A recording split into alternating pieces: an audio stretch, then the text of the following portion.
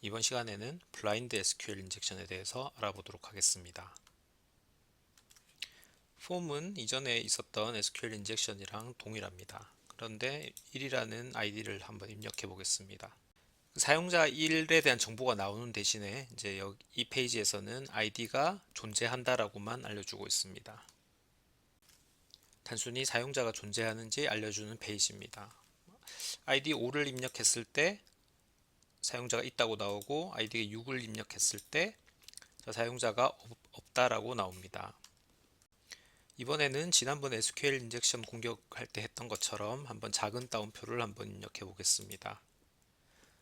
특별한 에러가 발생하는 대신에 그냥 사용자가 존재하지 않는다는 메시지를 보여주고 있습니다. 에러가 발생하지 않으니 이 폼 뒤에 SQL 쿼리 문이 사용되고 있는지 또 우리가 조작할 수 있는지 쉽게 알기 어렵습니다. 만약 조작한다고 하더라도 데이터의 내용을 출력하지 않기 때문에 쉽게 정보를 빼내기도 어렵습니다. 이번에는 이렇게 한번 입력해 보겠습니다. 1 작은 따옴표 and 1은 1 샵이라고 합니다. 자, 아이디가 있다고 나옵니다. 그리고 이번에는 1은 1 대신에 1은 2와 같이 입력합니다. 이번에는 사용자가 존재하지 않는다고 나옵니다. 이걸 보니 and 이후에 1은 1, 1은 2와 같은 조건이 실행되고 있다는 것을 알 수 있습니다.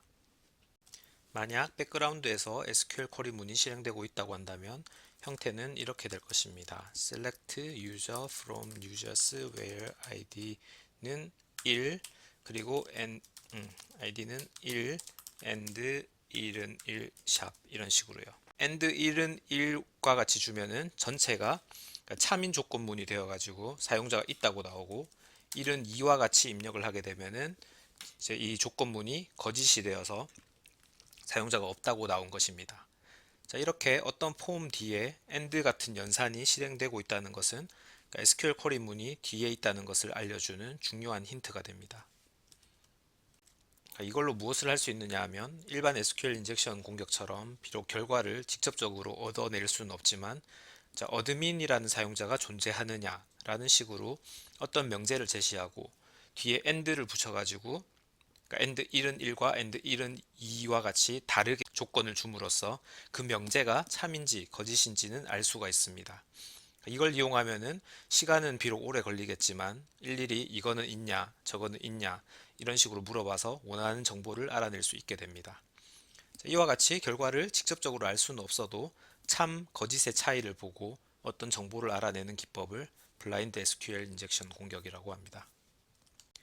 한 가지 같이 알아두시면 좋은 것은 참 거짓 조건에 따라서 DVWA처럼 응답 메시지가 달라지는 경우도 있지만 어떨 때는 이 표시되는 메시지가 완전히 같은 경우도 있습니다. 이럴 때는 응답 시간의 차이를 주는 것을 한번 시도해 볼 수 있습니다. 예를 들면 참일 경우에는 sleep이나 wait for 같은 키워드를 이용하여 응답을 몇 초 늦게 오도록 만드는 것입니다.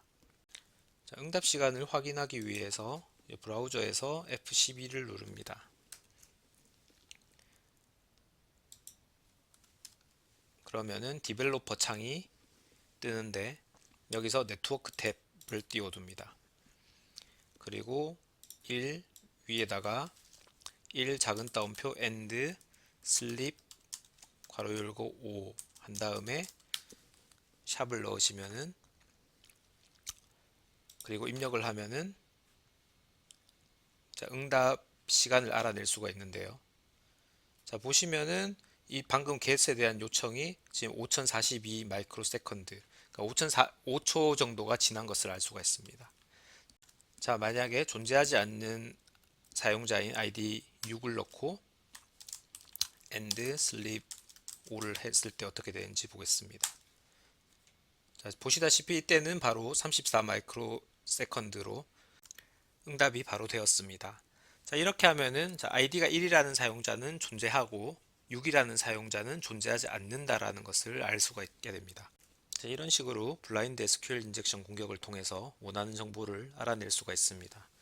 방금 우리는 손수 직접 공격을 했지만 사실 많은 정보를 찾아내기에는 일일이 쿼리문을 만들어야 되고 또 어떤 경우엔 슬립 함수를 써야 되기 때문에 시간이 많이 걸립니다. 따라서 이럴 때는 프로그램을 사용하는 것이 유용합니다. 다음 시간에는 SQL 맵이라고 하는 자동화 프로그램을 이용하여 이 블라인드 SQL 인젝션 공격을 하는 것을 실습해 보도록 하겠습니다.